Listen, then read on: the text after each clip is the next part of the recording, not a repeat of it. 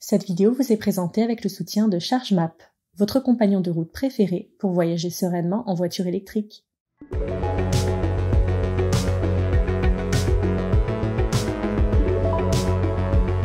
Bonjour à tous et bienvenue sur Automobile Propre. Nous sommes le vendredi 11 mars et le prix des carburants à la pompe a dépassé les 2 € le litre.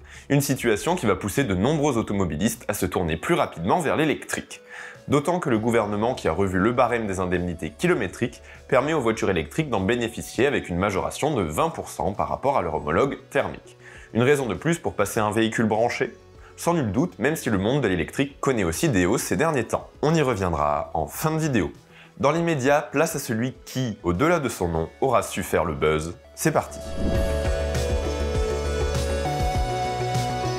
Jusque-là masqué par un covering, le Volkswagen ID Buzz s'est enfin dévoilé sans maquillage lors d'une première mondiale organisée en grande pompe par la marque. Il faut dire que le retour d'un Volkswagen Combi moderne est une grande étape pour le constructeur allemand. Que l'on soit une personne initiée ou non à l'automobile, ID Buzz évoque forcément l'un des mythes de Volkswagen, le T1. Avec cette nouvelle version, l'objectif du département design de Volkswagen était de rappeler la philosophie de vie autour du vieux van. Mais en plus d'être un rappel du passé, ce nouveau design a aussi pour vocation de réduire la traînée en offrant un coefficient de pénétration dans l'air de 0,285. En d'autres termes, l'ID Buzz possède l'efficience aérodynamique d'une voiture. Côté habitabilité, 5 places et un espace de chargement de 1121 litres sont au programme. Mais c'est sur l'écologie que Volkswagen a axé la conception de l'intérieur du véhicule. En effet, on y trouve des matériaux comme des bouteilles en plastique recyclées qui composent le plafonnier ou le velours des sièges, tandis que le volant est vegan, autrement dit sans cuir d'origine animale. Concernant la motorisation et la batterie, pas de grande nouveauté puisqu'on reste dans les caractéristiques techniques similaires à celles de la gamme ID. Ainsi, l'ID Buzz embarque un moteur de 204 chevaux et une batterie de 77 kWh de capacité utile. Bien que l'autonomie n'ait pas été annoncée, compte tenu du gabarit du véhicule, on peut l'estimer aux alentours de 300 km en cycle WLTP. La recharge, quant à elle, s'effectue au moyen d'un connecteur CCS acceptant jusqu'à 170 kW sur borne rapide et jusqu'à 11 kW sur une wallbox ou une borne publique en courant alternatif. Enfin, Volkswagen a confirmé la présence de la charge bidirectionnelle sur le Volkswagen ID Buzz. Celle-ci permettra de réinjecter l'énergie non nécessaire du véhicule dans le logement de ses propriétaires. Il faudra pour cela une wallbox spéciale. Avec le besoin de mobilité électrique, notamment dans les villes, Volkswagen veut faire du marché des flottes un de ses piliers. Outre l'ID Buzz, Volkswagen a donc présenté sa version professionnelle qui répond au nom d'ID Buzz Cargo. Vous trouverez plus d'infos à son sujet sur notre site internet. Prévu pour la fin de l'année, le prix de l'ID Buzz et de l'ID Buzz Cargo n'ont pas encore été communiqués.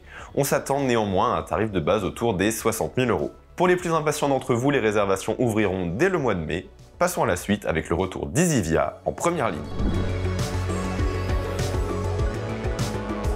Parfaitement connu des électromobilistes à travers le réseau Corridor, Easyvia se relance dans la charge rapide avec Easyvia Express. La filiale du groupe EDF annonce 300 points de recharge rapide de 50 à 150 kW de puissance accessibles dès l'année prochaine. Les déploiements seraient actuellement en cours au niveau de 45 centres Noroto et 17 magasins de grande surface dont des Intermarchés et Leclerc. Chaque station présenterait un maximum de 6 points de recharge accessibles à tout type de véhicule, ce qui laisse supposer des connecteurs CCS et CHAdeMO pour le DC ainsi que du type 2 pour l'AC. Au niveau des tarifs, les informations communiquées par Easyvia sont encore quelque peu imprécises. Dans un premier temps, la facturation sera comptabilisée au kilowattheure entre 40 et 55 centimes d'euros TTC en fonction de la puissance, avant d'appliquer une tarification au temps pour favoriser la rotation des véhicules. Quoi qu'il en soit, le règlement pourra être effectué avec le pass Easyvia, le badge d'un autre opérateur dans le cadre de l'itinérance et par carte bancaire en ligne ou grâce à un terminal de paiement sans contact. Rendez-vous donc à partir du trimestre prochain pour l'ouverture des premières bornes.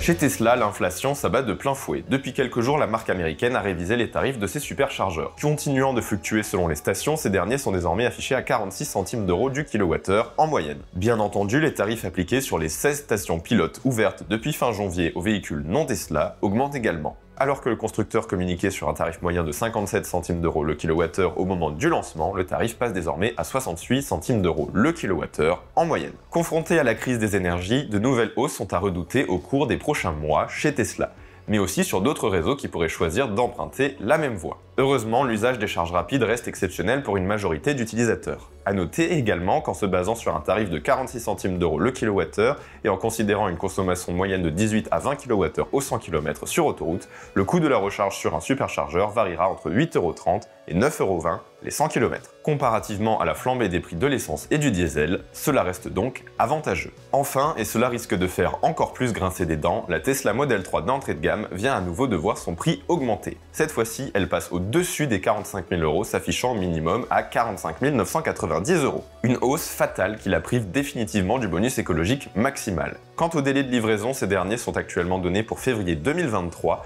pour une Model 3 sans option. Pour être livré en 2022, il faudra obligatoirement en prendre une. Il est même possible de l'avoir en août de cette année si vous prenez 2 options. La suite au prochain épisode. Voilà, c'était les 3 sujets phares de cette semaine. Bien sûr, l'actualité de la voiture électrique ne se résume pas uniquement à ces derniers et on vous invite à retrouver toutes les news sur notre site internet.